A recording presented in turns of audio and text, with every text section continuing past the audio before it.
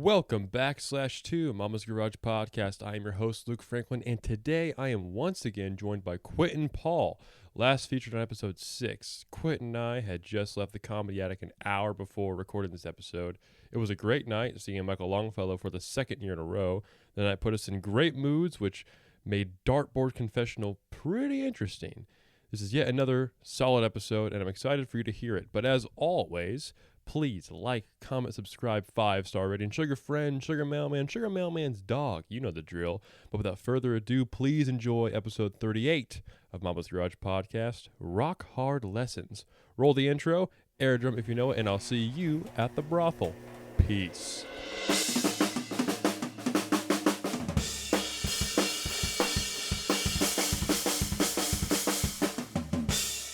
You're listening to Mama's Garage Podcast. Micheal Longfellow, huh? That's probably one of the better shows I've seen. Yeah, well, because how many shows do you think you see a year comedy-wise? A year? 2 or 3. Okay. I don't get out super often. I understand. So how many have you seen in between last time we saw him? Because we saw Micheal Longfellow last February. No, it was also March. Was it last February? I think it was. I think it was March. It was like right before I started to cook. Let's fact check that because I would like to see if I'm correct about that. Did you post him that day? Actually, I think I saved him on Snapchat.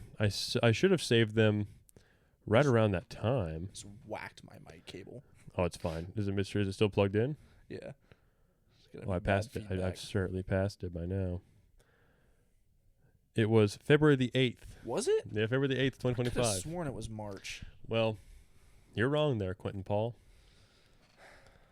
But, so, I mean, on the way there, we were both talking about, we're certainly going to hear repeat bits because, there's a whole other year of stuff. But apparently he's going to be back next year, too, to do he's going to film a special soon. Yeah. That'll be cool. I'll certainly watch that because I just like watching the new stuff. If you guys get distracted, if you guys watching on YouTube, we have, instead of doing a fish tank like normal, he and I were scrolling around, and we might. I sit in this chair and watch my TV quite often, but I'm gonna if you go on a tangent, I'll be listening, but I'll probably be watching the Minecraft the whole time because it's like a 3-hour let's play. It's on mute. It'd be fun. So if you're listening on Spotify, the fuck are you doing? Get over to YouTube, boost those numbers. If you're blind and you somehow know about my show, Spotify, why would you waste time on YouTube? But if you're an avid seer and you want some Subway Surfers-esque like overlap media, I'm taking care of you right now. So please do yourself a favor. Mama's Garage Podcast on YouTube. Subscribe, like, all that jazz. I'm going to be watching this with you the whole time. If we run out of stuff to talk about, we can talk about what they're doing in the live play. And if you're not watching it on YouTube, you'll just have no context. Exactly. I mean, we're pretty good at scripting guys, but, what the cool part about the last year was that you got a straight up crowd work moment, and then I got the exact same service because we sat close to him both shows. Yeah, we got the same crowd work, I think. I think so, yeah. Because he did. So Micheal Longfellow, he used to be on SNL. He was on SNL last year when we saw him. He's since been fired. He makes jokes about that, of course. How could you not? But he's very funny. Quinton and I both enjoy his humor, and so last year he was played a game called Fuck, Marry, Kill. Don't know if you've heard of it. It's one of his big openers. Big time opener.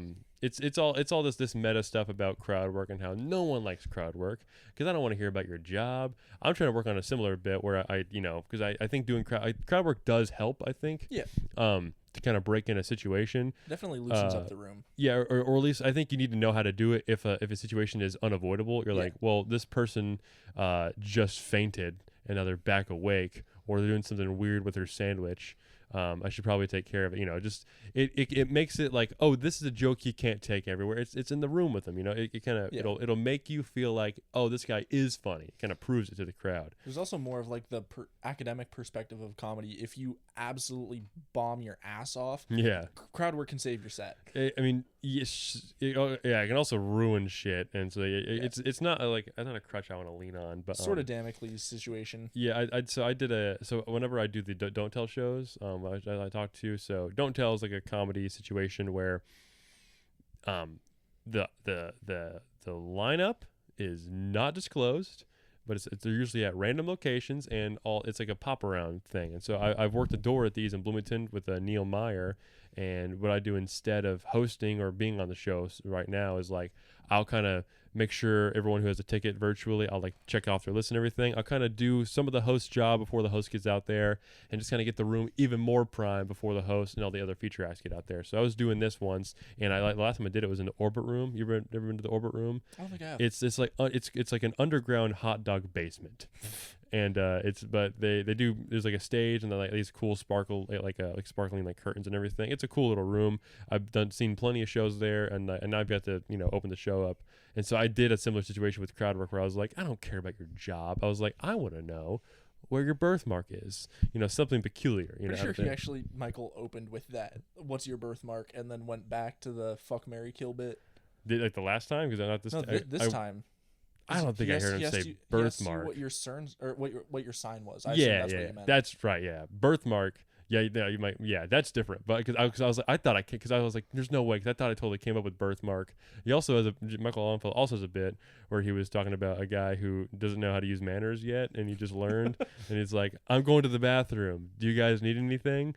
And that's very funny to me, just blanket statement. But I've been saying that, thinking I came up with it for the past 6 months, and I realized in the room I was like, fuck. That's his. And so then you just scared me about the birthmark things. I thought that up. The real thing I wanted to do was I want to know if someone has ever showered with their own father. But I don't want to say that in the crowd because Bloomington can be weird, especially like the towny people. I'm like, they're not into the same humor I'm into. I feel like most raunchy and whatnot. And if you're gonna use that, I feel like most babies have. You have to set an age mark for where sure. It's But then I think. It's like once you start remembering stuff, you gotta knock that off. I feel like age like 4 or 5 is really where you gotta learn to shower yourself. I think so. I think if you have your own teacher, you gotta. If you're going to school, you really right. gotta. That should be the meter check on that, right? You say that, but there's a lot of adults who have not learned the skill of showering every day and showering well. When we sat next to the guy, because Quinton and I got to sit at these seats where they're like not front row, but they're like directly next to the stage where we could put our feet on the stage. And there's a guy all the way against the wall by himself. I think he was at the what the fuck is his first name? Stanhope. Why don't I know his? Yeah. What the fuck is Stanhope's first name? I have no idea. Why don't I know? This is fucking me up. I want to say it's not. Oh my god. Okay, hold on. This is going to take a second. Why do I not know Stanhope's first fucking name, dude? Roy Stanhope. That's not right. No. Doug. Fucking hell. I thought I was going to say Dan. That's not Doug? right. It's Doug Stanhope. I don't think I've ever heard his first name. I feel like such a fucking dumbass not knowing. I met him. I met Doug Stanhope that night. But anyway, when I saw him in September, the same man was in the same spot against the wall. Here's what I brought him up. You said the showering thing. Yeah. So there was 3 spots that you and I could. We were only 2 guys, and so we're gonna sit together, of course. Yeah, I felt really awkward sitting down next to that lady that did not want me to sit. next to her. And I was like, I don't care who I sit by, but I was like, if we can choose, I'd rather just sit next to the dude and leave the space. I think I heard her relief whenever we moved over. There was a chick for all of you that weren't there, which is everybody listening. We walked in and they put us on the sideline seat, and there were 3 open chairs. One of them next to the I don't know, the wall man seat, and then there was a chick like sitting on both seats, turned towards her friends. Right. And I had to just be like, sorry, excuse me, and start sitting down for her to move. Yeah. And she looked so upset when I started. Fuck, I didn't see that. No, I didn't see that at all. I'm not gonna sit next to the cuck in the corner. Like, I'm not gonna go. I mean, that cuck in the corner needs a buddy. And here's what he said. He goes, "Oh, yeah." I was like, "Hey, can we sit next to you?" He goes, "I don't care. I hope I don't stink." And he did. He fucking for sure stank. Like if you lead with that as the first words you say to someone else you'd never met before, it's a problem. Yeah. Luke and I are coworkers, if you guys don't know. That is he true. actually got me my job. He put I in did. an employee recommendation. My new rule, just to make sure I don't get into trouble in the future, is we're going to be incredibly vague about all of that stuff. Yes. Even though I for sure said in the past. Yeah, we signed a contract when we started working at Cook not to talk about them too much. Yeah, sure. I'm sure we signed something. The media agreement. Yeah. And so, yeah, we worked together. Did you just say the name of the place? Oh, shit. Yeah.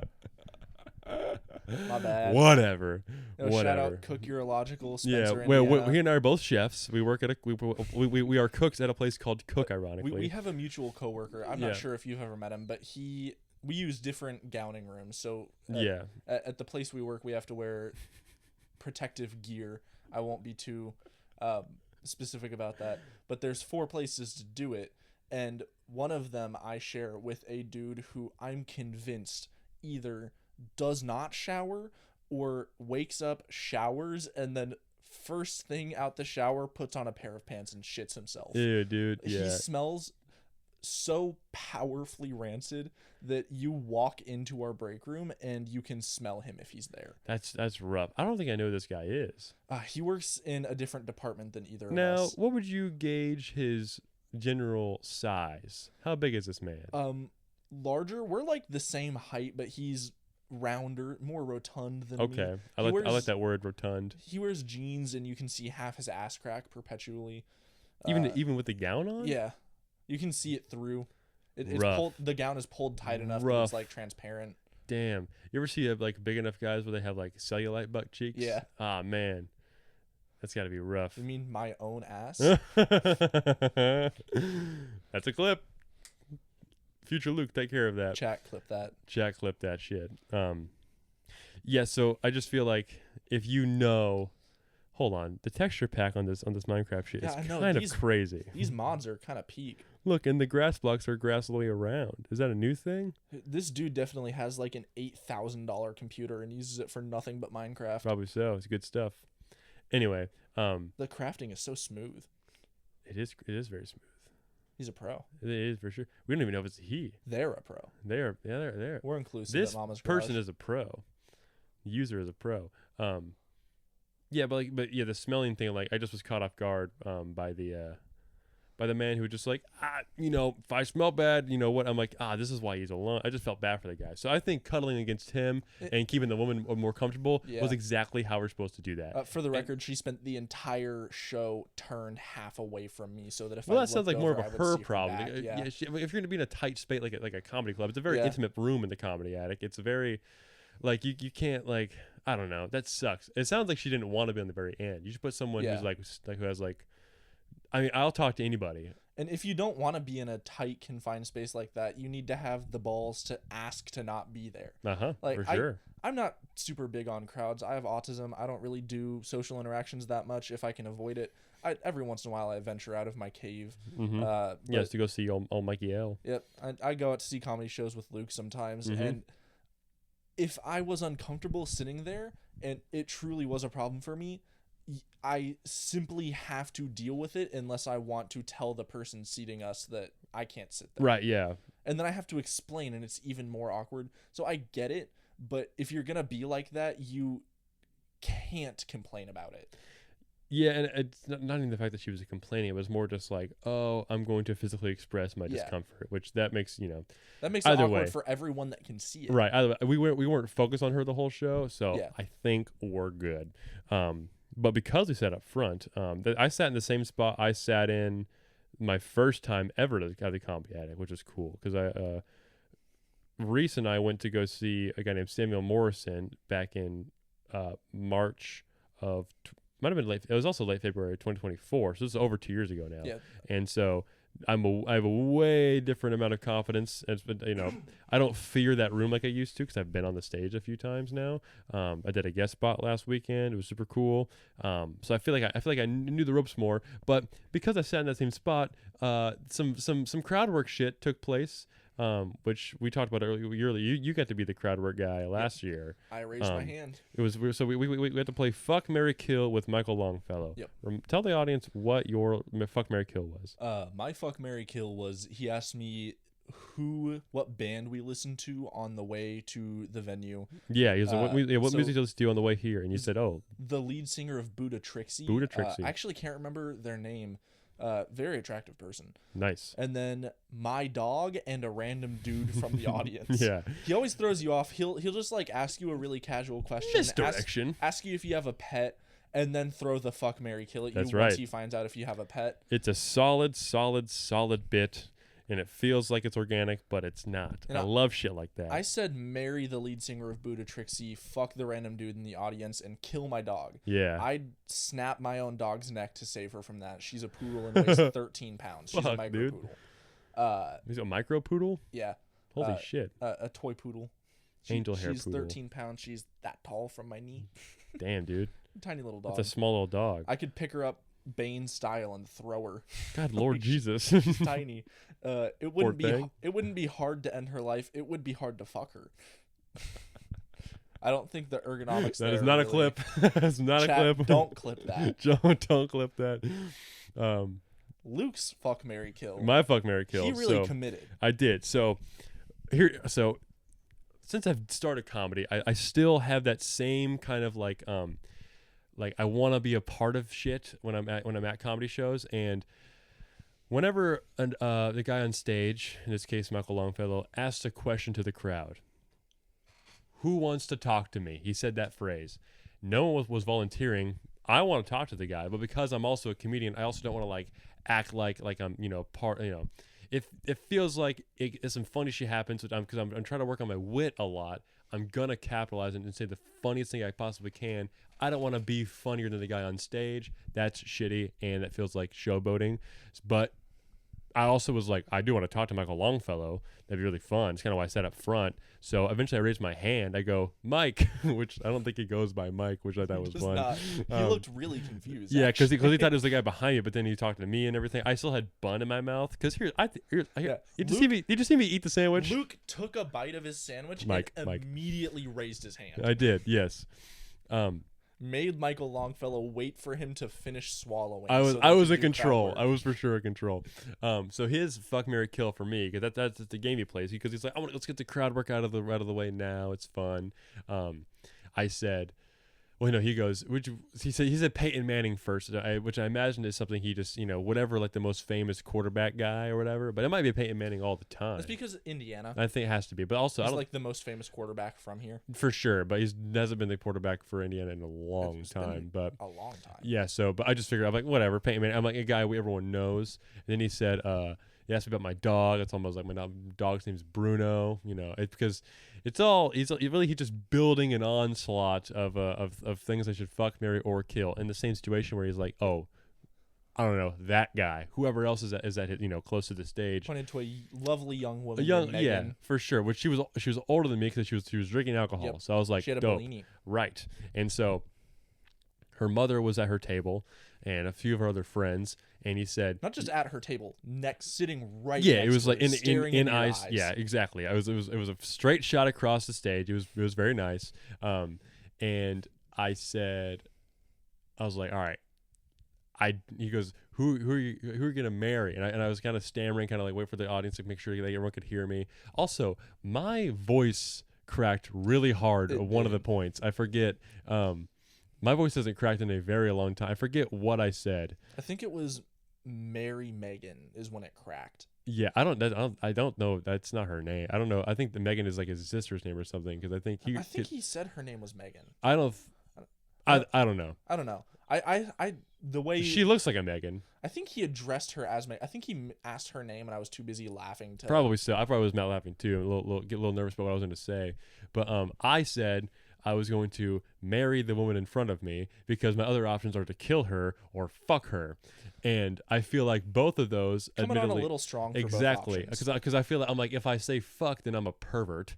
But if I say kill, it's like, oh, you don't think I'm pretty enough? So I was like, I guess I got to go with Mary. The mother-in-law's right there. I said that out loud. That got a funny little applause. That was nice. And then I didn't run the numbers. I said I was going to kill Peyton Manning just because I don't see him every day, and it's not like he's going to affect my life much at all, which leaves the only other option for me to fuck my dog. And I think that's the funniest version of the answer. And also, like, it mitigated the most, and so I made sure he was made sure I gave old Micheal Longfellow enough cannon fodder to make that funny. And so I think I did. I got fun doing it. It made me more invested into the show, and I think I did my job correctly. I also made sure no one heard or understood that I was also a comedian. I kind of kept it to myself because I didn't want to make it about me. I've made some miscalculations in the past where I say too much when it's my turn to speak at a comedy show, and I just kind of make shit weird, and I'm like, nope, fucking hate the way that felt. Don't like that at all. No good. But then here's the thing that I like to do, as since I don't have a lot of social anxiety like I used to, and I'm like, you know what? Why not go over to that girl and maybe see if I can actually, what if we date? That'd be kind of cool, It right? was as soon as Micheal left. Yeah, because I don't want her to get up, Luke right? Yeah, stood up and walked over. I did. I thought about the entire show because it happened at the very beginning of his set, and so I was looking at her. I was like, I want to see what she laughs at, to see what I can gauge. Here's the thing. I don't want to be like objectify her too much, which is a hard way to segue into a different different situation. But like, I feel like once you see someone's side profile, you can pretty much kind of gauge what the rest of their face looks like pretty accurately. Yeah. She's the first face where I saw just the front profile, and when she turned sideways, I was like, what's way different than I thought? like a really like a lot of weird odd depth thing, some right? weird angles. It was fun, but I'm starting to go talk to her to see if anything works. And so my hands are always clammy. All right, always clammy. And I didn't intend to shake this woman's hand or anything, but I walked over there. She didn't want anything to do with me, but I was like, I think confidence buys you a lot when it comes to confrontations like this, initiations and everything. And so I walked over there. I was like, I'd like to explain why I made my decisions real quick. Just making sure I made myself aware and kind of in the situation. I kind of intruded a little bit, but I was like, you're the mother, correct? Talk to the mom first. I was like, I didn't want to like kill your daughter, and the alternative to killing your daughter if I didn't marry her was, well. Now, folks at home, if a joke is funny enough, you don't need to explain it. That's correct. It was just one of Michael's things. He said that a lot on stage. But all it was I wanted to see if I'm like, is there any sort of way that I could turn? I'm like, because like what a fantastic meet cute this would have been if like, oh yeah, we both went to go see Micheal Longfellow separately, and then we got hypothetically married through this joke, and then I went to go spring things up. I'm like, if I don't talk to her, that'll never happen. So I was like, I gotta go over there and talk to her. Here's how she handled it. She was like, didn't make a lot of eye contact. She's pleasant. But then she goes like, oh, nice meeting you. She went out to shake my fucking hand, and I told you this already. So I was like, I'm not gonna like diss a handshake. So what I did is I rubbed my hand against my fucking basketball shorts. I wasn't dressed to meet women tonight. So I went like, bam. I kind of grabbed a little too long and then shook her hand. By God Almighty, my shit was cold and wet. It was real bad. It was one of the most awkward handshakes I've ever witnessed. It was rough. Which I'm pretty bulletproof when it comes to awkward situations. That I don't mind being embarrassed, but I was like, I don't need to ever see the girl ever again. That was pretty rough. But I think I'll have more fun retelling the story from now on, which is nice. But that was a shot in the dark, a swing and a miss, but you miss 100% of the shots you don't take. And like I said, what a lovely story that would have been. Yeah. Like, oh yeah, I met her mom the same day, mother-in-law, bride-to-be, all that thing, Like, oh, let's go see Micheal Longfellow next year. Wouldn't that be cool? Nope. I think the big lesson is that you can't engineer a meet cute. It's just got to happen. You've got to find yourself being the confused guy in a situation. Yeah, you can't can't force it. That's true. You can't force it. I feel like a meet cute, you realize it later. You can't be like, this is our meet cute. You know, everything becomes more of a formula. I agree with you. It doesn't become a meet cute until a third party witnesses it and says it's a meet cute. Well, it's more of like a reflective thing where it's like, oh, I had no idea that me meeting you that day was ever going to be like, There's Dak Shepard's podcast. Yeah. So they do the Armchair Anonymous, and there's a lot of meet cute episodes. And I'm like, those are always lovely. It feels like I listen to a rom-com every time. I like that a lot. But so that was our night. Did you enjoy your sandwich? Did you enjoy eating your sandwich in front of everybody in the room? That BLT under the lights. That BLT was so good, and it fell apart as soon as I took a bite. It felt like I was trying to eat every individual component, and it was the slipperiest BLT I've ever held. Which I don't think is typically a bad thing. No, I don't mind a saucy sandwich. Saucy sandwich. Name that after a band. That's a good band name. I don't mind a saucy sandwich. What bothered me was every time I took a bite, I could see all the people in the row, like the moon around the stage, staring at me. Yep. I could feel it. Yeah, that's rough. Towards the end, like I didn't touch my sandwich. I ate my chips, and it was fine. We had our chips together. I'm sure that was loud as hell for the people around us. I could hear you chewing next to me, and I knew that the feature act could hear me chewing my chips because he looked over, and I made eye contact with him, and I knew. I was far enough beside him where he never hardly looked at me at all. But he made eye contact with me, and I knew that he heard. I liked him. He was fun. Yeah, he was really good. Yeah, I liked him a lot. But every time I took a bite, sorry folks, my mic skills aren't up to par.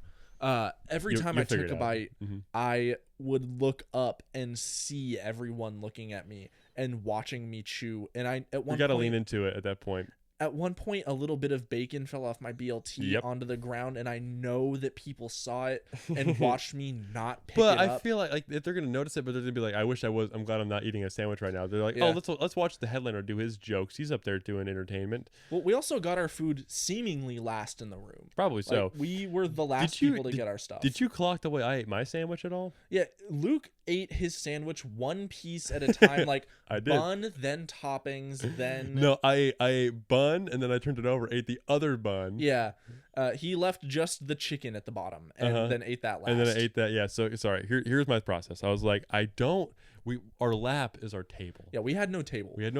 Normally, but we had a great view of the show. I could hear him before it went to the mic, which I love that. That's great. Normally, the sideline will like share tables with the people behind them. People behind us. They were kind of like leaning on. They were kind of some big chud bucket kind of guys. And so I was like, you know what? So I think you follow my lead. I kind of put my shit under my chair a few times. I think that worked out just fine. And so I decided. So I've seen my brother Max, friend of the show, friend of mine, brother of mine, family. He, I forgot. I got to make sure I stack those correct.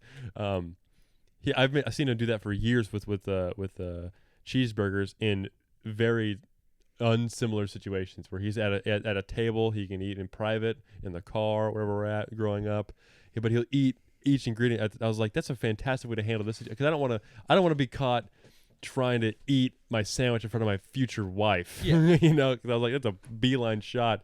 So I was trying to do it very seamless. I had the sandwich there. So I ate the bun. I ate the bun first because I was like, I think the buns, I'm looking forward to that the least. Yeah. If I eat the buns first, that's great. Got to get it out of the way while you still have a bunch left in your liquid death. And then I realized I should have eaten the lettuce first because that shit was way worse. Yeah. But I ate them like green flimsy chips.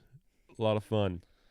Going in for the part with all the sauce on it with no bun, just fingers, kind of brave. Mm-hmm. Yeah, well, 'cause there was like, there's like tomatoes and stuff. Yeah, I was using the napkin and my tongue to clean my fingers, which wasn't exactly sanitary, but oh well, I guess. But then I felt that I finally got to the patty after I got the condiments off of it and folded that patty up, and I was like, but then I get to kind of go back through and figure out what that would have tasted like together. Yeah. And I think I didn't really lose out on anything. But also, I got to watch the show the whole time. I can eat that without looking. So that's why I did that. I thought maybe that'd be a fun thing for someone to catch on stage, but it was too niche. I was like, I'll just leave it alone. I'm not a fan of eating in front of people. Oh, I get it. We were also in the spotlight. We were not in the dark at all. Spotlight directly on us. Yep. And for a little bit more context, that woman that Luke said he would marry and then absolutely bombed out with. Mm-hmm.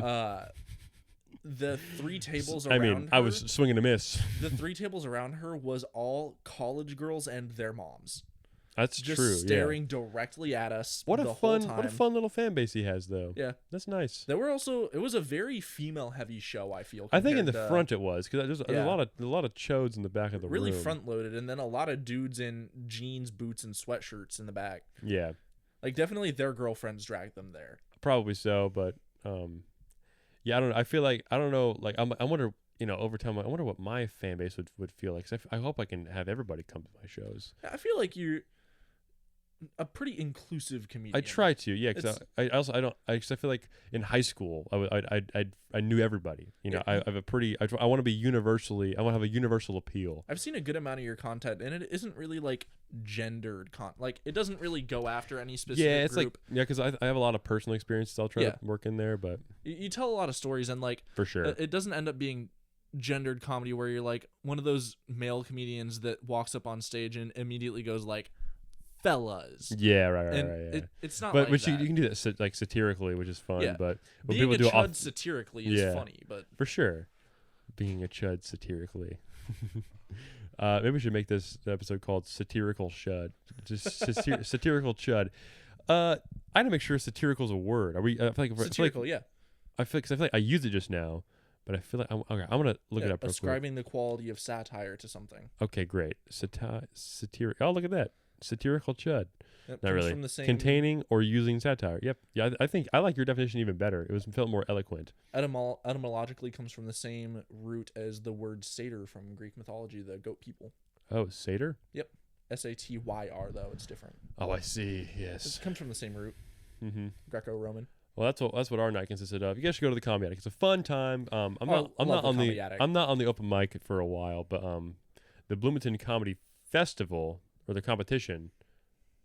Bloomington, yeah. BCC, I guess it is. I always thought maybe it's BC. Whatever. Point is, that's going to be happening this summer, and I'm going to be all over that. I'd love for people to come support that. That'd be a lot of fun. Last year, Michael's feature act was the guy who won that the previous year. Muhammad Sahir. I almost said Ali. Probably one of the funniest people I've ever seen. He was almost as funny as the headliner, which is...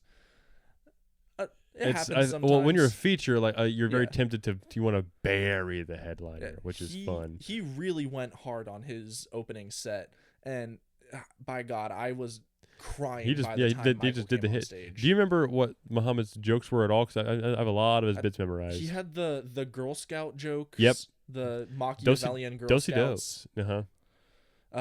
Shoot. He talked about grocery stores for a little bit. He did a little bit of crowd work. Yeah, fun guy. Muhammad's great. His delivery is just so deadpan. Mm-hmm. I've got to be in the green room with him a few times since then. He's been to the Hoppy Wobbles a few times. I need to get him on one of the Greg Coat shows because he'd have a lot of fun stuff because he's a black comedian, and if he was in a Martinsville environment, boy, would that be very fun for me to watch. Oh boy, it'd be a lot of fun. Speaking of that, if I get my editing done, this should be out 2 days before. Should be out on April 2nd, which is 2 days before the next Groggy Goat comedy show. The next one after that is going to be July 25th. If I've not announced that already, you just heard it from me first. I'm going to be headlining. Me. I'll be doing all the stuff. I don't know how long I'll be able to do, but I think I'm aiming for 40, which is kind of ridiculous for my age. But I have a lot of stories, a lot of long bits, a lot of fun stuff, and I can stretch. It's my show. You're getting serious now. This might be a good thumbnail. Speaking of pictures, we took pictures with Micheal Longfellow twice in 2 years now. None of them are good. Nah, we'll have to go back through them. It's fun. Yeah, Dustin Burkert, our host tonight. He, I don't know, he's not the most tech savvy kind of a guy, but yeah, he took 2 photos that were what we wanted and 3 that were just us moving around Michael.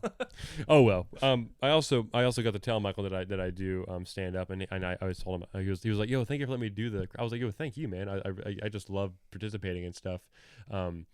And I told him, I was like, yeah, I do comedy. And he was like, I feel like I don't want to be the comedian who's like trying to steal the fucking show. And he was like, I agree with you, and I appreciate you not saying that when I was talking. I was like, absolutely. So game knows game. And then because they had to turn the room around, I think the show's happening probably maybe like right now. Yeah, I think the late show started at 9. 9? That makes sense. Yes, I bet he's getting off stage this minute, Micheal Longfellow. And but since there's an early show turns into the late show, they had to turn the room around. But he's still doing the meet and greet, and they don't want to kick people out and ruin their time because then they're less likely to come back. So Michael just went downstairs, talking on the sidewalk, which is something I've never seen before. Nah, man, he just went outside to keep meeting people. For sure, I'm like that's awesome. I love when a comedian will take time out of their night to make their fans, because that's how you solidify a fan base. You just, if they have those moments, you're gonna be like, yeah, dude, Micheal Longfellow's the fucking shit, dude. Because it's also like the last like the last interaction you have with that person. Yeah. And so like, it's gonna bleed into every other memory you had of the night, And which is awesome. last year when we went to the late show, and I think not nearly as many people stayed to meet Micheal at that that's show. true. This time, pretty much the entire room got in line. I think so. Yeah. Walk by. A few guys were just like, I'm not fucking waiting this goddamn line. Get the Also fuck got out to of meet here. the feature act. I bought a keychain from him. That's fun. Yeah. I don't know if camera will even What's be his able name? to see it. No, yeah, they'll see it. Yeah. Put it closer than you think. Eric Scott comedy. Eric Scott. That's right. This is a meta reference to one of his jokes. Sex ed. Sex ed. Real guy.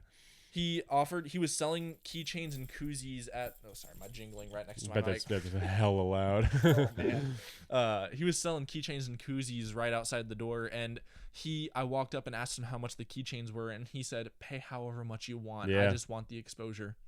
That's, you know what? I like that. And I think because those are going to pay themselves off eventually, and he's just going to be like, yeah, just have them probably after a while. I already followed him on Instagram. Yeah, before I did this too. Show. Eric Scott comedy on Instagram. That's right. I don't know if you saw on my keychain. His Instagram is on my keychain too. Plugging him up.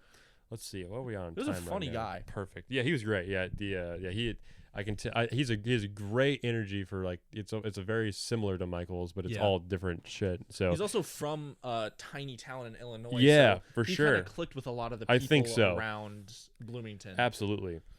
And like Martinsville is the next biggest town within a bit of here, and it only has like what 12,000 people. I have no idea And what the cap is in Martinsville. I think it's like 11 or 12,000 last time I checked, and he's from a town with 1,200 people. Which Yeah, all my Spencer fellas, that's about the population of Spencer. Yeah, dude. So he kind of got it. With a lot of comedians from cities or from even non-Midwest states. Yeah, he lives in New York now, which I wanted to pick his brain on. I'm like, what was the move there like? Because that's my plan is to wind up in New York. What's such a crazy culture shock would that be? Eric, what's his last name? Scott. Yep. Eric Scott. What a guy. Quinton, what do you say? I say this for like the last half hour of the show, but I don't want to make the whole podcast about like what happened this past evening. So I've been doing this new segment called Dartboard Confessionals, which it sounds like that's like entrapment, but really it's you throw a dart, it's gonna hit a number, and that number is gonna be assigned to a question I have in my notes app, and we'll just talk about those questions. Some questions are fun, some questions are kind of deep, some questions are a little bit naughty, but that's what. Just throw the darts. Once I get to the right, Mama's Garage Podcast, the folder, and Dartboard Confessionals, perfect. I'll demonstrate.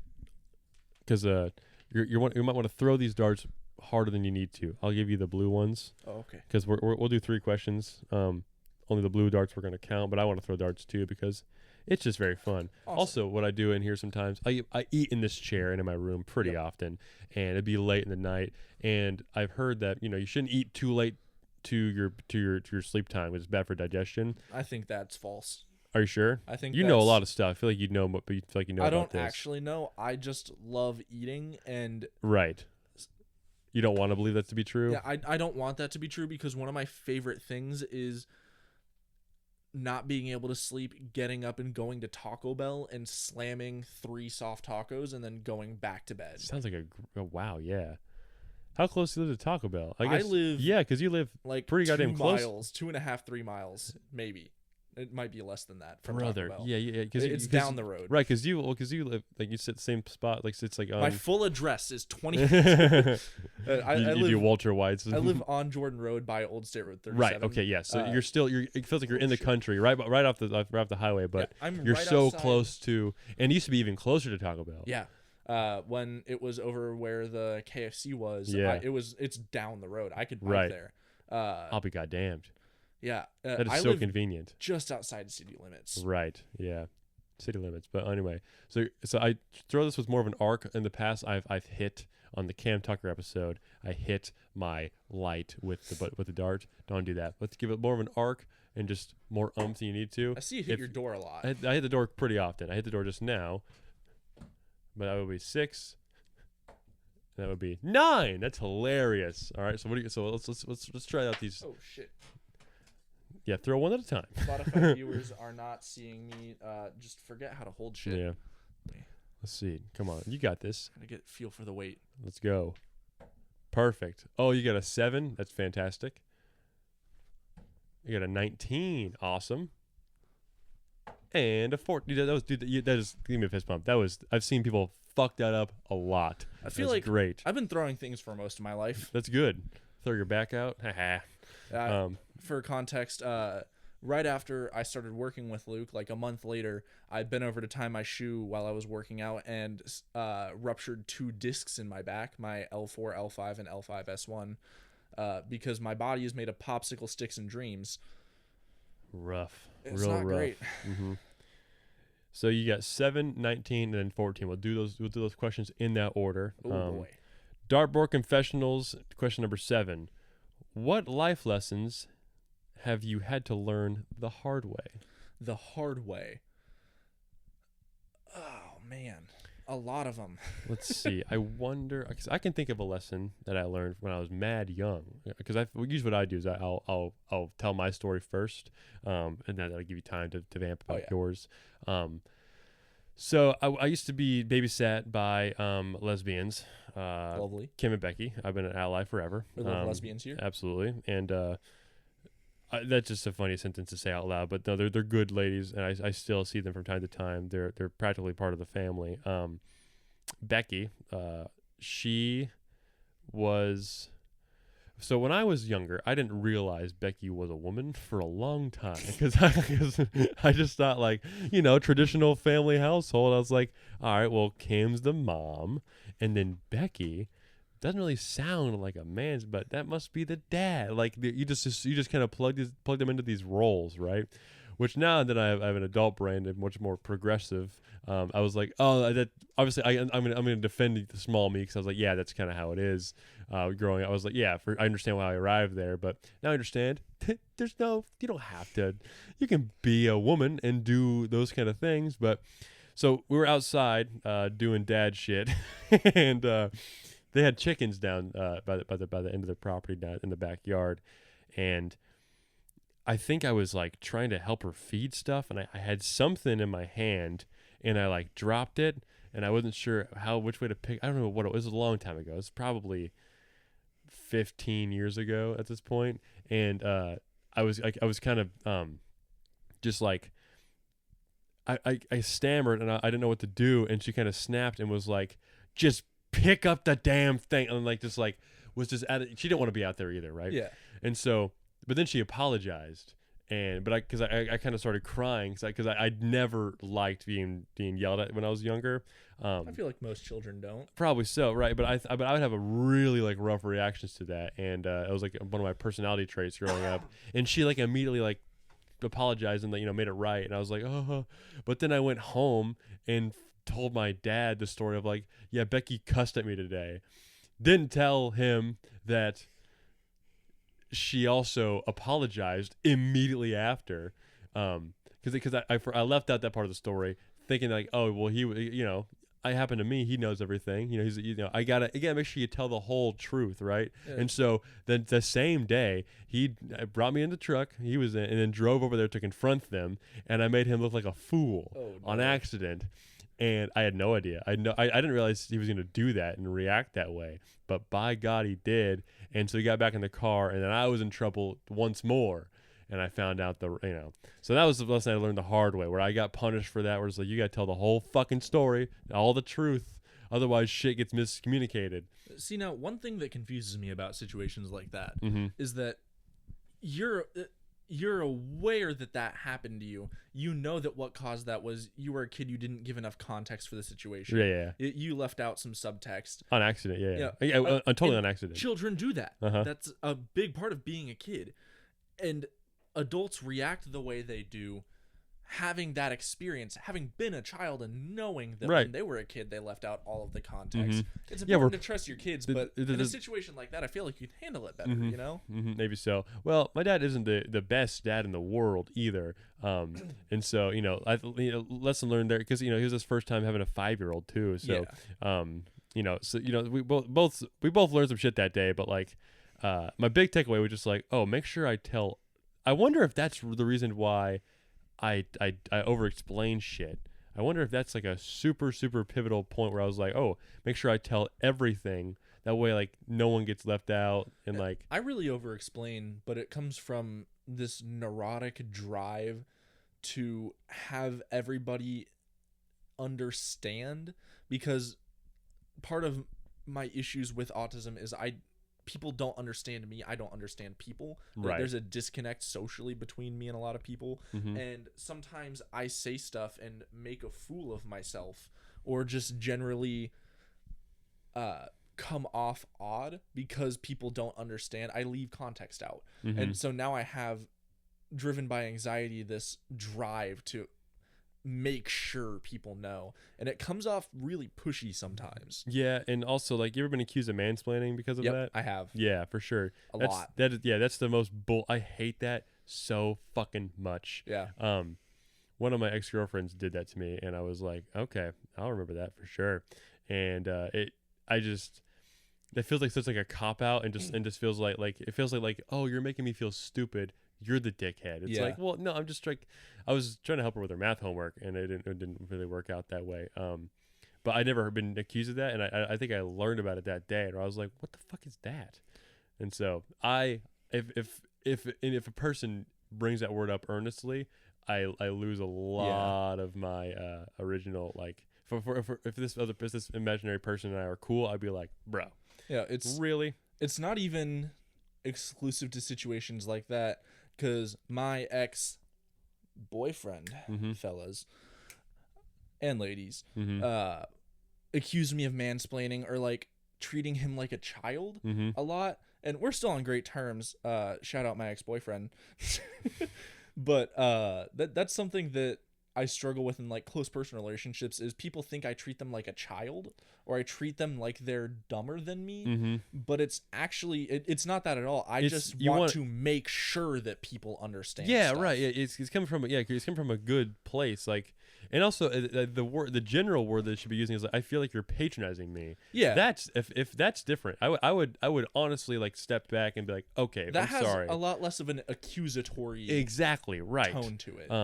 If it's like if they were like, hey, not I bet you mean well, but I just feel like I know all these things. I feel like you would know. I know it feels like I'm being patronized right now. Yeah, I would respect that a lot more than being like, you're mansplaining. It's like, oh my god. Also, once you say the word mansplaining, it's like you're admitting that you like you're putting like this wall between you know, and that's just not.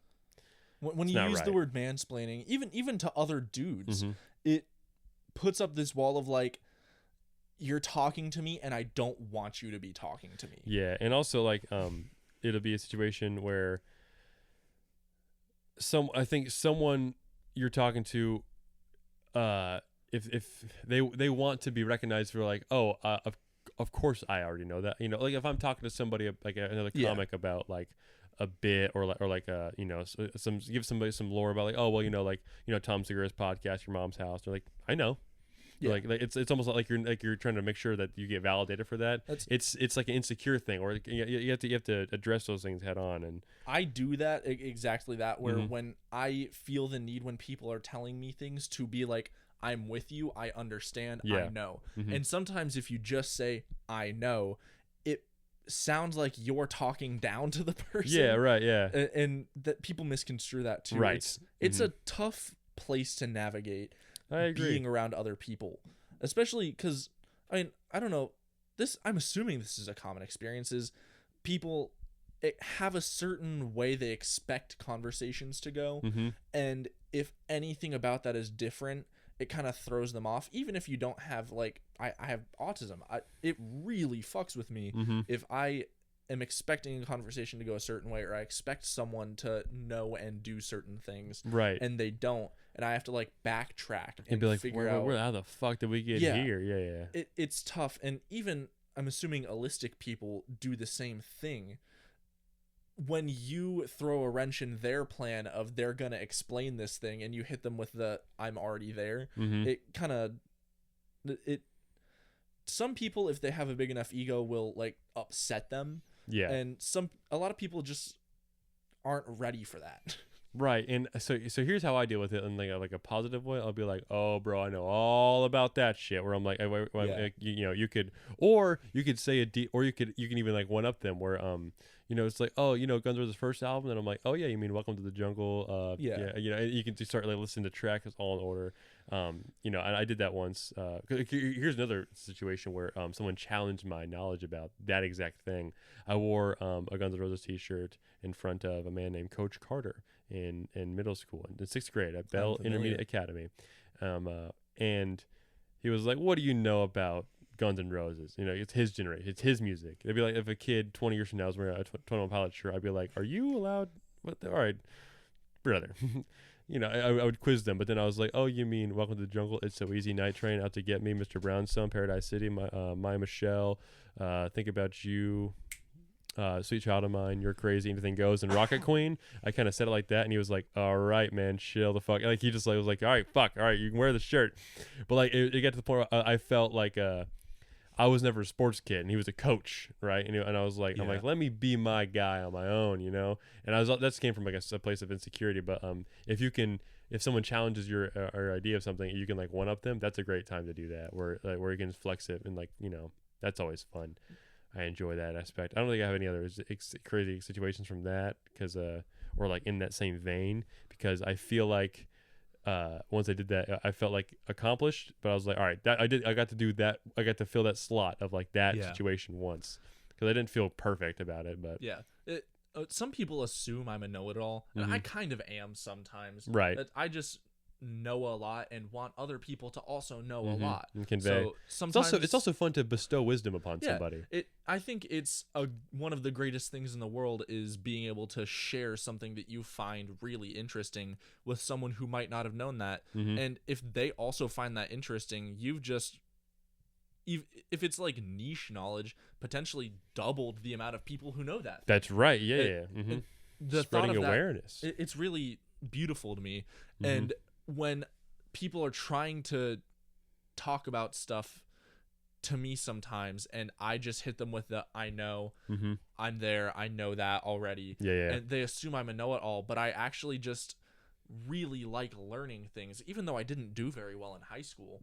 But I think we talked about that last time. I feel like the school smart and that's just, I know that's that feels like you're just a really good crewmate among us. You're just doing like the motions. Like, every year for my birthday, I buy myself an academic paper from Google Scholar. Like, I love learning stuff. I read academic papers for fun. I'm normal, but no. I like learning stuff, and sometimes people, the amount of things that people are so confident that you will not know. A lot of the time people will have such a deeply held conviction to share things, and if you already know that thing, it deflates them. You're like, oh fuck, man. It feels bad. It feels like someone knows the punchline to a joke. You're like, all right, well, why would I even fucking tell the joke? Sometimes I will pretend not to know stuff just so people can have their moment. And that's nice. That's actually really aware and like nice for you to do that, because I feel like we got really sidetracked, but that actually does come back to my thing that I learned the hard way. Yeah. Is in I think middle school, I was really struggling to make friends, because I mean, all the people that I went to elementary school and 5th grade with were at that new school, but so many new people I really struggled with. Was this Bell or JRW? JRW. No, Bell. I was in 6th grade. Okay. We were in class, and I think it was Miss Lori Bolin. Was like sharing a fun fact, and she hit us with the did you know, not expecting anyone to know. And I knew, and I needed to tell people. Right.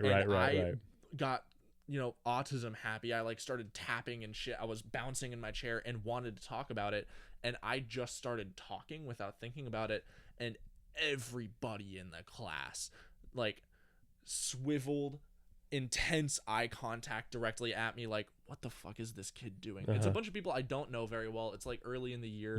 I'm not friends with a lot of them. Some of them are bullying me, and God, the ammo I gave bullies that day. Fuck, man. But being that kid, I don't want to like point fingers or anything, but a lot of people in my grade went to school with a girl named Lucy Jenkins, and a lot of people thought I was very similar to her. Are we comfortable with that name drop? Yeah. Okay. Lucy Jenkins, if you're out there, don't hit me up. Yeah, dude. She was kind of a know-it-all, and I think she's probably grown up and grown past that. Yeah. A lot of people change a lot once they get out of school. Right. But when you're a know-it-all, it carries a stigma, and that moment, I think, kind of contributed to a lot of people thinking I was a know-it-all all the way through high school. And that really, I think, I stay up at night thinking about that. Yeah, because it's one of those embarrassing moments where you're just like, motherfucker. It's one of if those, I could like, redo one thing. You do it and immediately know you've done something wrong. Okay, yeah, I have another example of that exactly. Health class, 8th grade. We were talking about... Are you going to talk about the vagina? No. Okay, No. I think I've heard this story before. Okay. This is a pretty innocent story. Are you talking about like the 3 holes thing I had a bit Yeah. about? Yeah. No, I just that's in my little porn bit that I might not even keep doing for a while. We'll see. That's a funny bit. It's fun, but like it just feels kind of juvenile and like, oh, of Doesn't course really the land the with young guy. If you get a mature, no comedy audience is mature, but if you get like a mature audience, I feel like doesn't land. No. But the last time I got the clip out of it was a open mic audience at the Comedy Attic where it was 3 different guys got up there and it was on the mic because they lost their fantasy football leagues and their friends made them do comedy as a punishment. Fuck that. Which I know, but they do that a lot, which is good for the Attic because they make a lot of money. They just sell out of Mick Ultras all of a sudden. But then I get to tell my whole porn chunk to a bunch of people my age, which like really made it sore. A lot of loud. There's a really good clip out of that. But no, this took place in health class and tied into my babysitters. And I think just like hearing this phrase be thrown around, what would you call like the product, the small gummy things that Welch's makes? What do you call those? Welch's?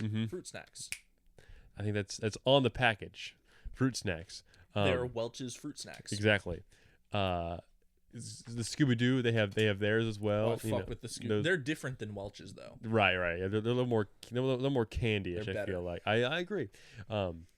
Would you consider Gushers a?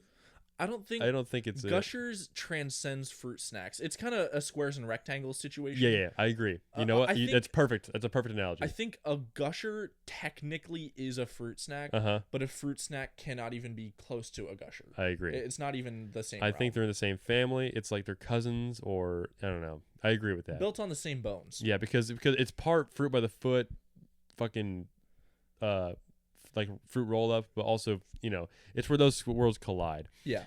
So I grew up calling fruit snacks fruit chewies. What the fuck? No one calls it that, right?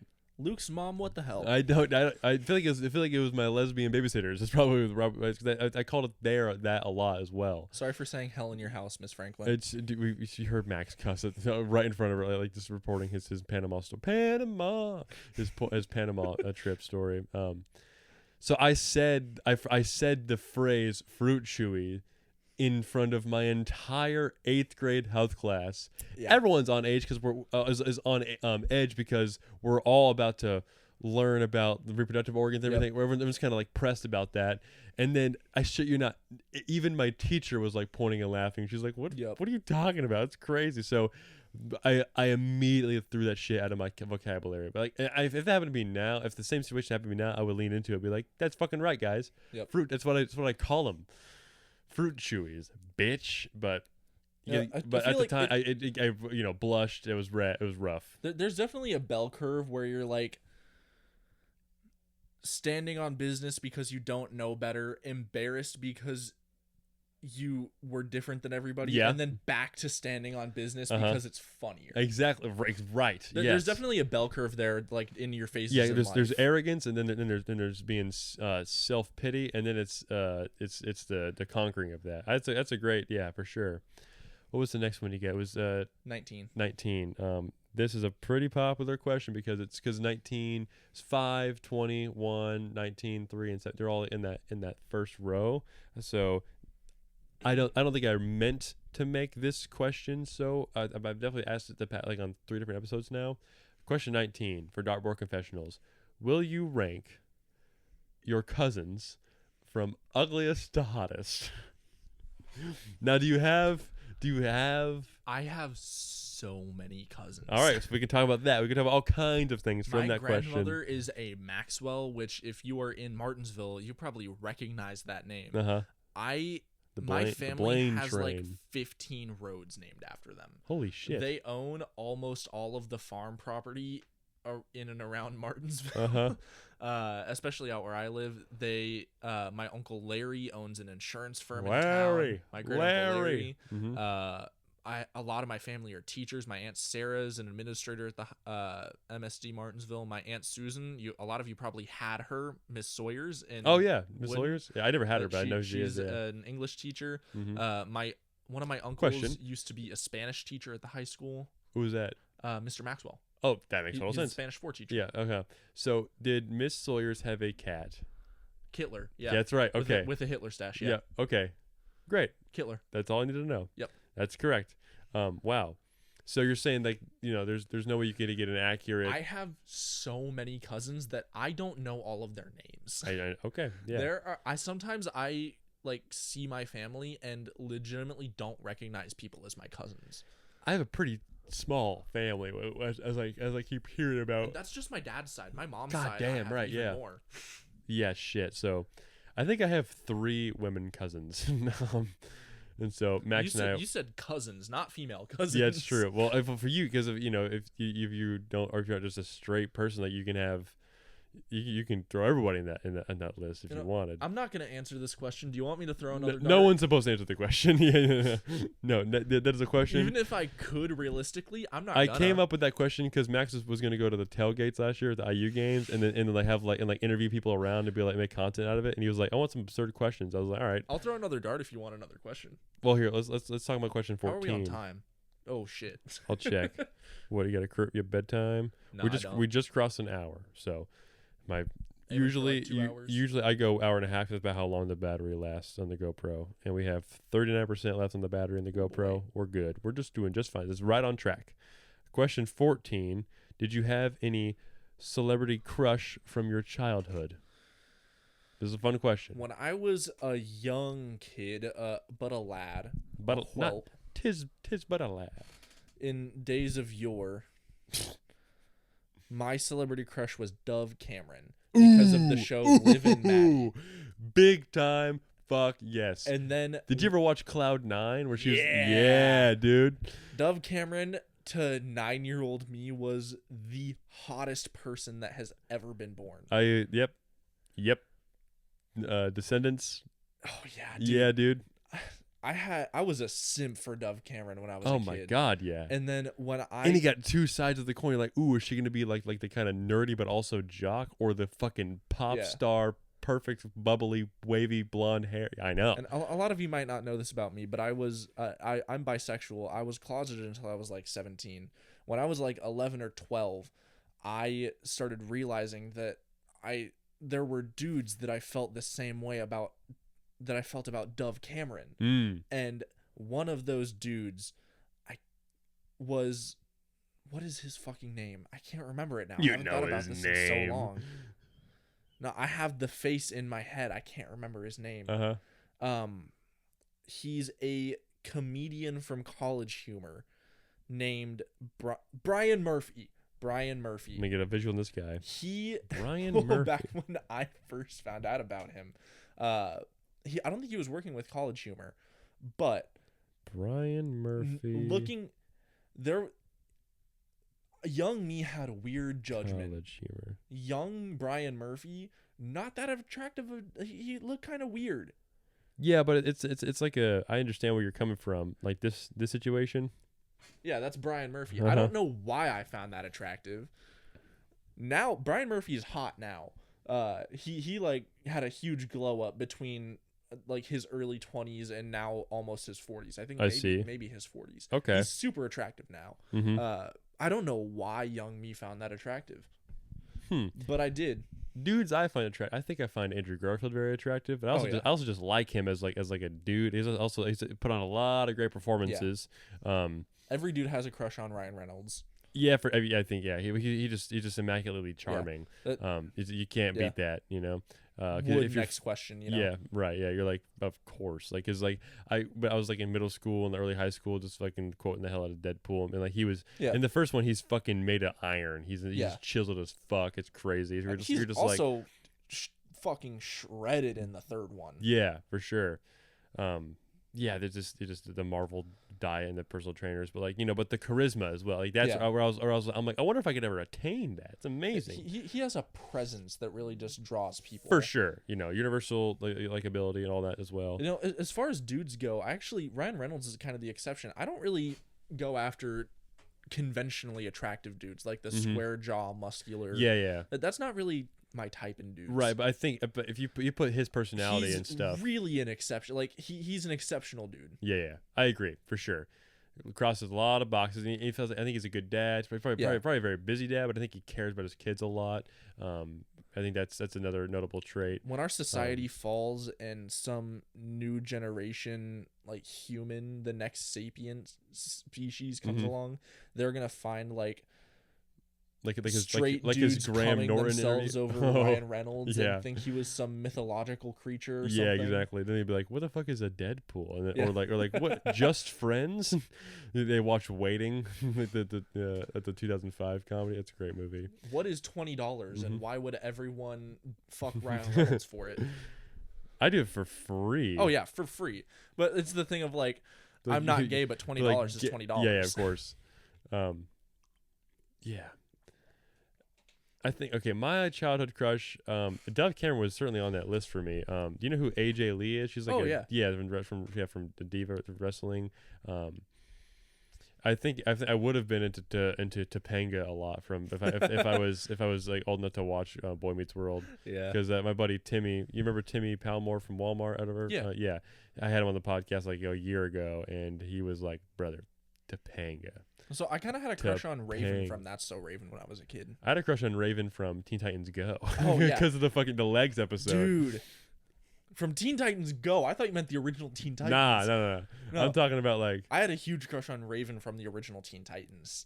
That makes sense though, because it's like default goth lady. You didn't have a crush on Raven. You had a crush on Lady Legacy. Yeah, that's right. Yeah.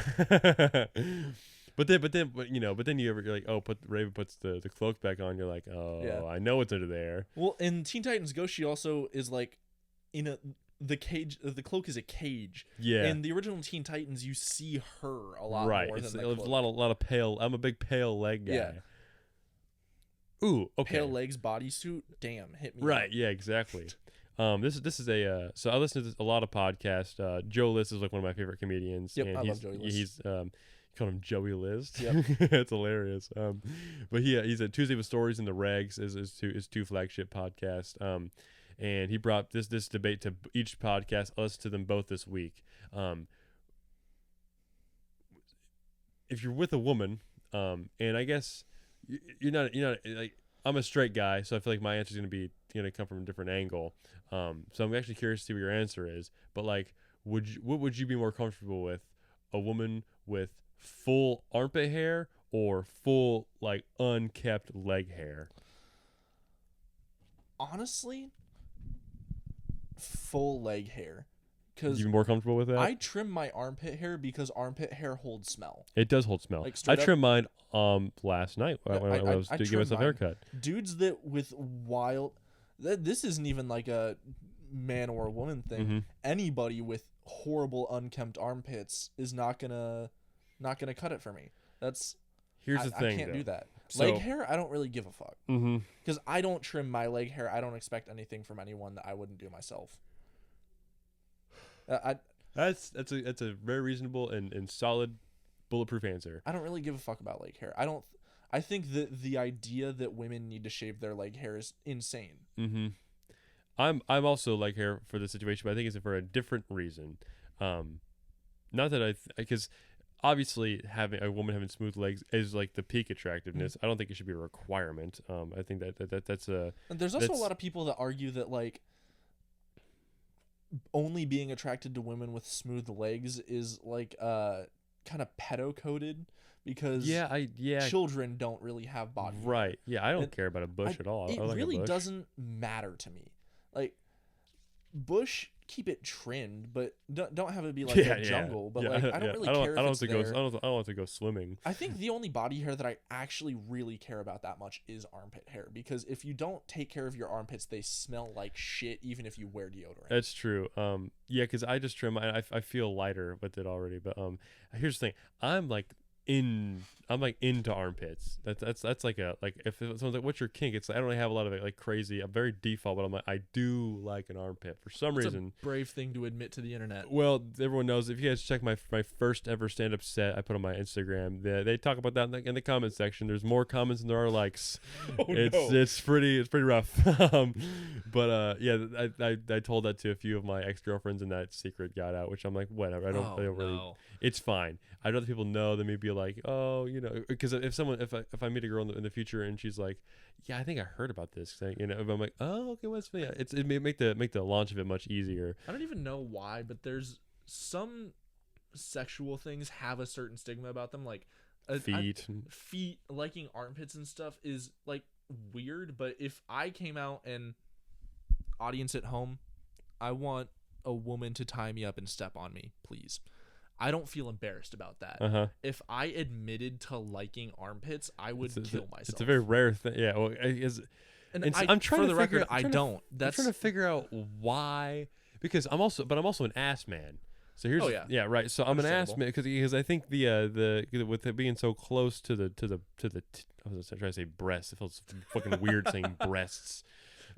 With the armpit being so close to the rack, we'll call it the rack. I feel like it's like a close associative thing there. But a woman with a clean armpit that just like fucking, if I can see a girl's underarm, it's like a vulnerable thing. You want it to be smooth. It's I get off by like the smoothness of it. And if here's a situation, I'm totally willing to do this. If I'm with a girl and she's like, I don't shave my armpits, because there's a lot of usually it's like a stance on something where it's like I can have control over my body. Yeah.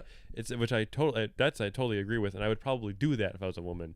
But now I'm a straight guy with an armpit thing. If a girl was like, I'll shave my armpits if you shave your armpits, I'd be like, done. Yeah, we'll shop for razors today. Like I used to shave my armpits when I danced because it was annoying having armpit hair when I'm doing partner work. Right. Because like there's one lift called an airplane. It's one of the ways you get up above your head is you wrap your arm backwards around the girl and flip up over your shoulder. Okay. I don't want my armpit jungle rubbing on my dance partner. Because moisture and hair, it's all. I sweat a lot. I have hyperhidrosis, and that's something like my old duet partner Haley. Shout out Haley Luke. She lives she's awesome. That's something we like came to terms with. It's not fun, it's a little bit gross, but like we're okay with it. We're both sweating. And if you're doing what you can to mitigate it, and you can't be upset, it's like chewing with your mouth closed. It's like you can't get mad. I'm doing everything I can. It's just these tips are loud, dog. Tell your jokes, like Eric, or fucking what's his name, Eric, I want to say it's South.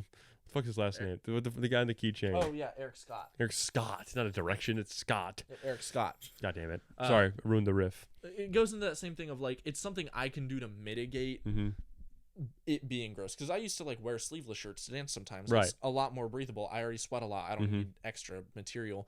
And the idea of because like at dance practice they would wear like short like athletic shorts, the like Nike Pros and sports bras. I don't want to be rubbing my wet armpit on your bare midriff. That's disgusting. Midriff, yeah. So I used to like shave my armpits and then. So you use it like a what would you use for that? Like a razor. Okay, I've never used a razor once. Really? I only have a trimmer. I use a trimmer for like when my facial hair gets too long and I don't want to destroy my razor. Yeah. Because I don't grow facial hair very fast. It took me it would take me probably a couple months to get as much as you have. This will show up in a few weeks. Yeah. It takes a couple days before you can even see that I have anything. I shaved today and I probably won't even have a shadow until like tomorrow night. But with the armpit thing, it's just. It's disgusting. You're talking about my kink right now? No, not your armpit. I can edit this to where it's like the idea of it's fucking gross as hell, dog. Knock it off. No one wants to fucking hear about that. That's so funny. The idea, it's disgusting. The idea of silence. my wet, fuzzy armpit touching someone is so upsetting. Okay, check this out. So I don't know if I have hyperhidrosis. I definitely sweat a lot. My hands are usually clammy. Call back to when I shook that woman's hand at the combat tonight. When I was going into my senior year in drumline, I think it was the first rehearsal I had after I just got a buzz cut, my first buzz cut, and we're just doing, they just call them sectionals, where you're just playing as opposed to wearing the drum and walking around with, you're just playing the drum in the LER, and I had my arms to my side for like an hour straight, counting off and playing the simple warm-ups and everything. This ad's pretty sick. It is a pretty cool ad. Roadcraft Reclaim Expansion playing now, not sponsored. It's probably not even the first one that's played since we started. No, there's been a few. I haven't been paying attention. I think one of our water breaks, I opened up my arm and my fucking armpit just started like just pissed sweat. I was like, oh, it like trickled down my rib cage. It was such a weird sensation. I was like, that sucks dick. Hate that a lot. I tried a lot of different deodorants and everything. I take care of my armpits, but like I just think like I don't know what it is, but it just I go feral over it. I don't know why. I can also understand the sensation. Like if you want to how do you say, caress your partner with your hands, the idea of going like carpet smooth. Yeah, no, yeah. So that would be an upsetting textural thing. And I don't care. Like if you don't want to have to skirt around a part of your and partner. it's somewhat like I get upset when I see a girl with armpit hair, and that feels mean. It feels wrong. That I shouldn't have that reaction. But my justification is like, well, I'm into clean armpit hair. I think you should speak with a therapist about this. I wonder. Everybody, shout out therapy. Go to therapy. Yeah, it's for awesome. sure. Even if you feel like you're okay and normal, there's definitely things that you just aren't introspective enough to realize. Probably so, yeah. But that is me being totally honest. Is me being like that grosses me out. Yeah. And I feel like I shouldn't have to just, it shouldn't be like that. It should just be like, yeah, whatever, I don't care. I understand that. But like leg hair doesn't bother me. But the armpit thing, I'm just like, man, just like knock that off. Come on, like just let me. And I don't know what it is. So whenever they talk about that on the podcast, a lot of guys are just like, I think they said because they're much more against a woman having leg hair. Why? Here Joe's list explanation was that he's like, whenever he's doing missionary, he feels those hairs on his rib cage. Where I'm like, that's a fair assessment of why you might not like that. But I'm so much more visual than I am feel. I don't care if a girl's. There's a vagina in this situation. Like, I have proof that it's not a dude. It's not even it's not a dude thing. Like for me, it's more of a. That's not the object of my attraction. Yeah. If you're if you're really into knees and it bothers you, I think knees is way more creepy than armpits for some reason. I like a good knee. Let me see them bends. Yeah. I do like when girls' knees invert. You ever see that? That's a cool thing. Like the bending backwards. Yeah, when I'm like, I don't know why I love that. That's not even a girl thing. That's just the way the tendons in your knee tighten. Some people have a slightly different knee structure that allows them to hyperextend. Yeah, the hyperextend, I like that a lot. It's a fun thing. You're either born with it or you aren't.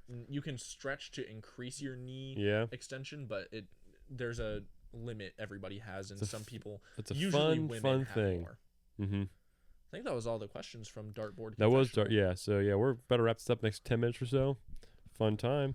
I don't think I have any more thoughts about the armpit thing, but yeah, I think but saying I mean, I would talk to a therapist about that, but I don't think my insurance covers. I'll do that. I'll do therapy eventually. Do you have clinic PPO or traditional PPO? I think I'll have to check. I forget.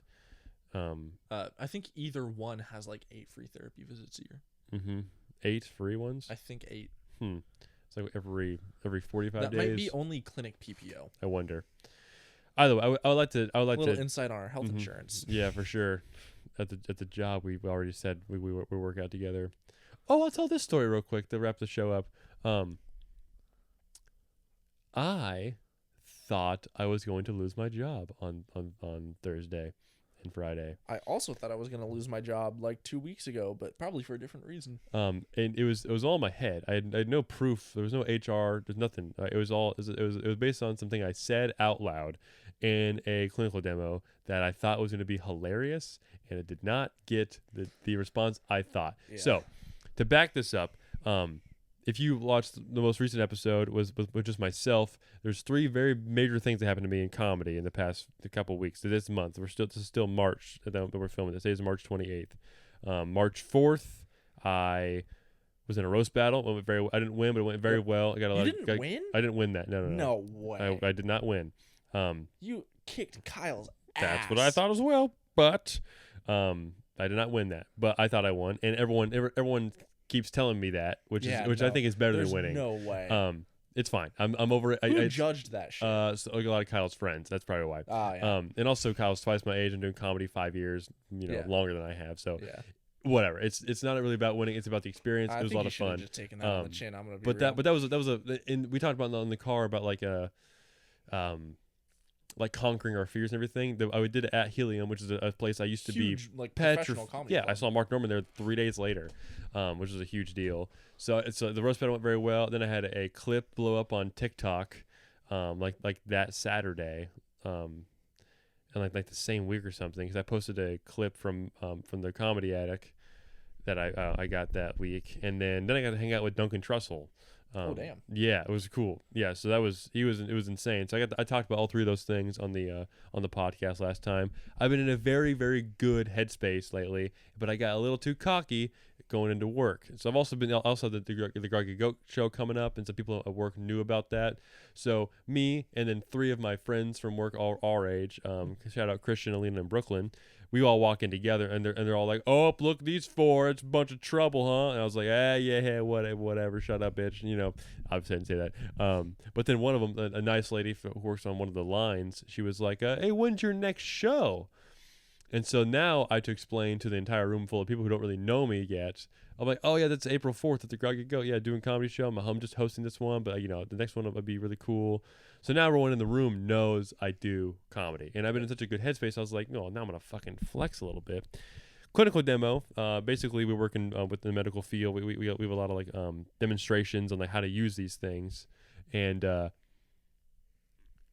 sometimes I'm in a situation at work where it feels like school again, and I haven't had this brain in school ever, and any slice of a situation where it feels like I'm in class again, all I want to do is make the whole room laugh. Yeah. Which is why I got into comedy. I was like, I need a place to do this constructively, and I think I can get good at this.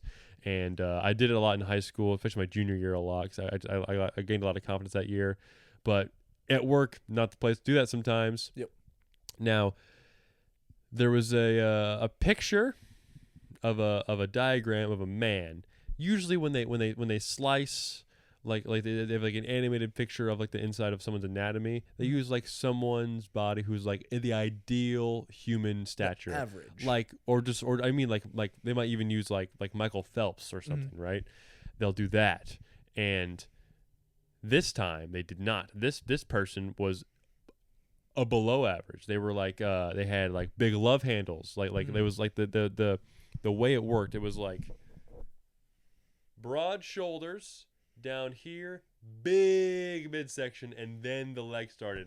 I was like, it's a pretty funny way to draw a guy who does not exist. So yeah. I clocked that, and I was like, I can't wait to tell this comment to the whole room. For some backstory, there's a guy I was talking about who I said my thing to. I'd heard a couple stories about him being a little inappropriate in the workplace. He made a few suggestions in the anonymous suggestion box that there should be a incentive at work for people to lose weight, and if they lose enough weight, they should make more money. I'm like, I don't feel like you're allowed to say that. That shouldn't involve HR. No. And I think it was kind of targeted at one guy in particular. That guy in particular was in the room. I was like, he's gonna find this funny. Ooh. Whenever I target the guy who maybe made him feel unwanted and kind of ugly and whatever, physically unappealing. And so I was like, this is gonna work no matter what. The same guy who I said this to also in the recent past had a sexual dream about a coworker.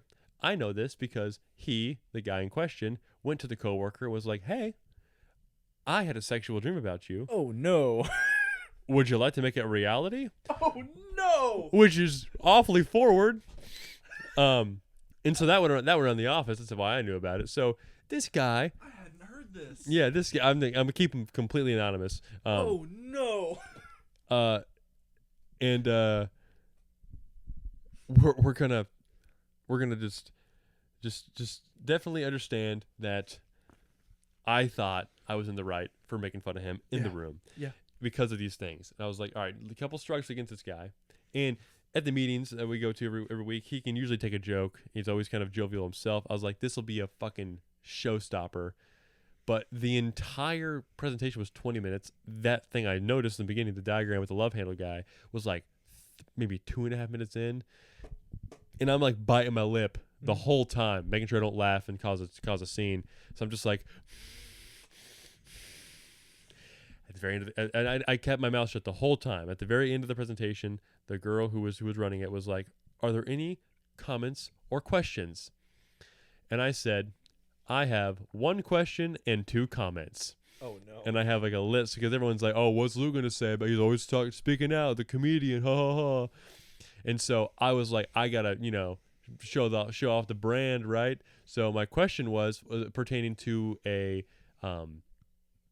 an acronym I didn't know the definition of, so that was like part of it felt like a real question I needed to ask.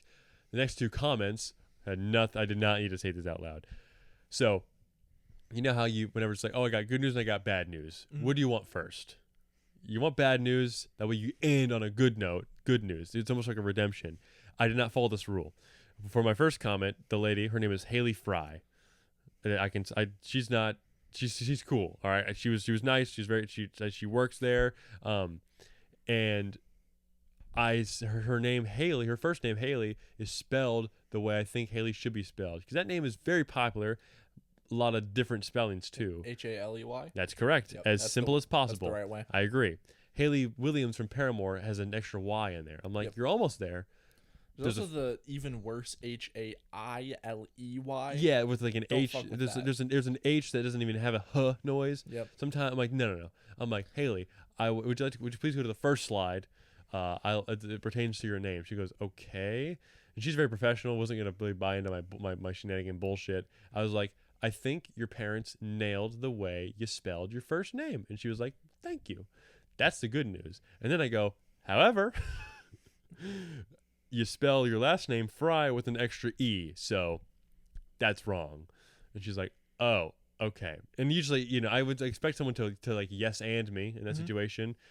She was just like, all right. And then before she even like finished saying, oh, it's like Western Germany, that's where it become my origination of the name, I just go, and you, sir, referring to the guy that I mentioned earlier with all the demerits against him. I go, I think it's very brave that you imply the company, use your body for the diagram on slide 5. No. I said these words, expecting there be an uproar of positive affirmation, laughter, and potentially high fives. Instead, what happened was dead fucking silence.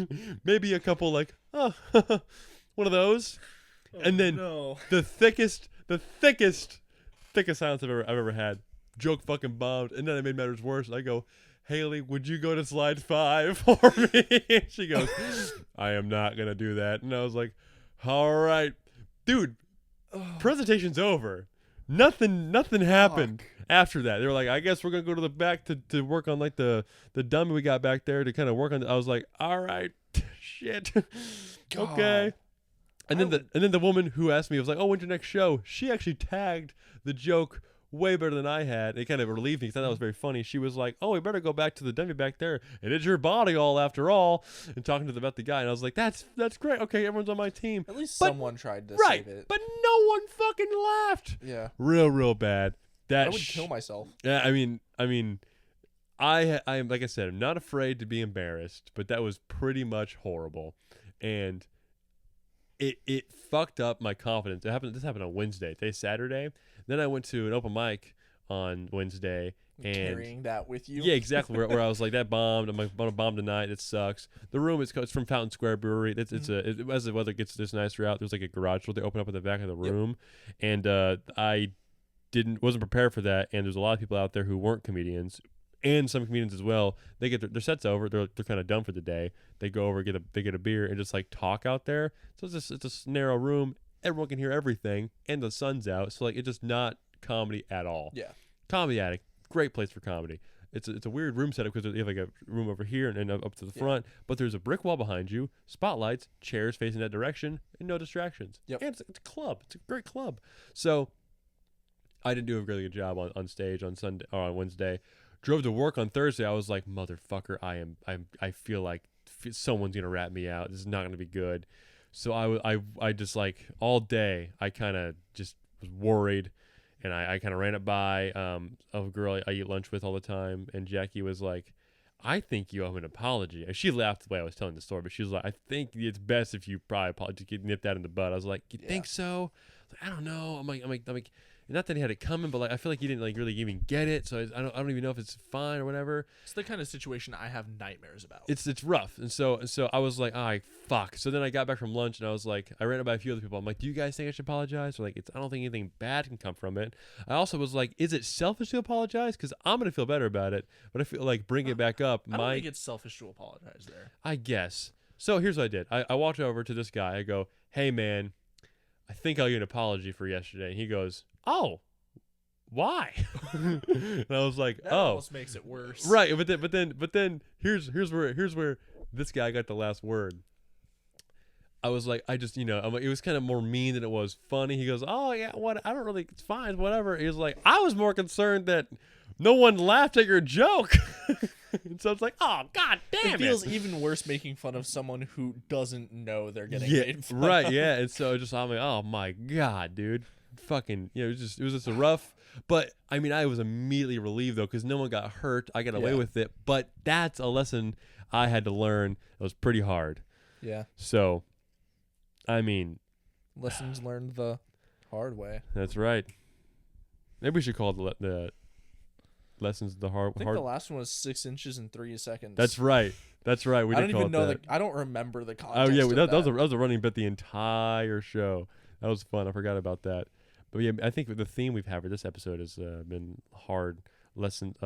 Hard lessons. Hard lessons. Lessons while hard. Lessons. There we go. Lessons. Learning lessons while hard. Yes. Yeah, yeah, there's the something Ram, there. The Ram we need Ranch lessons. Accent, the haired. Yeah, hair. Yeah, there's something there. But I mean, that's all I got. I mean, that's a pretty. I'm glad I can document that story because I bet when I'm old, I'll listen to my podcast again to be like, I haven't listened to these shits in 50 years. Let's see what these were like. This is an important archive of I'll remind myself of all these fun little anecdotes that I lived through myself. It's an important archive of what it's like being a 20-year-old. I think so. Yeah.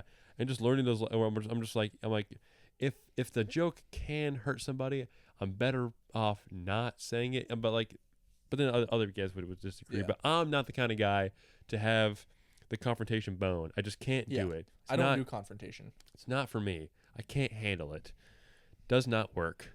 I think it's pretty big to have something like this because like previous generations, you would have all these shitty or weird things happen that you look back on so negatively, and then you'd forget them over time. Yeah, for sure. And now we have the technology and the capability to never forget them. Yeah, I think it'd be cool for my children in the future to be like, I listen to your podcast. I'm like, why? You have like a real accurate record of all the fucked up stuff you did, and like how I looked and like how I talked and everything, and like it'll be cool to reflect on that. So hopefully that'll be a cool thing. I mean, like I talk about how I was in high school and like my experiences there.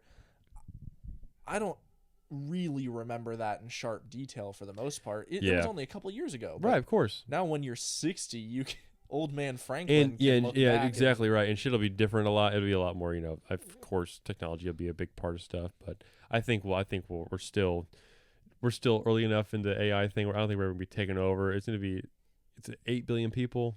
Come on.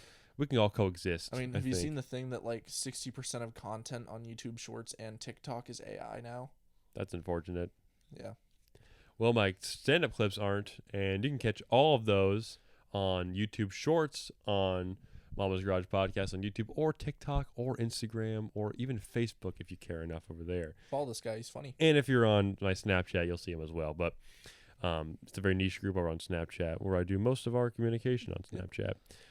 But the GoPro's at 4% battery. We're over an hour and a half, which is exactly how much I wanted to do.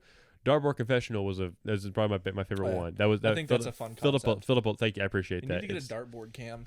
I probably should, but I think narrating the dartboard is one thing, but like I don't know. There's in the future for sure. Now, the YouTube viewers and the Spotify viewers have to have something in common. Absolutely. It's like no one gets to see the dartboard but the dartboard thrower. Confessions old. Nope. Also, nope. Let's restart the podcast. I fucked that up. Before we leave, earlier, like 45 minutes ago, YouTube viewers might have seen me go to take a drink of water out of my bottle and just fucking miss my mouth. Did you? And if any of you say anything about it, I'm gonna kill myself. Don't. And my blood's on your hands. That's right. It's your fault. We'll make you speak at the funeral.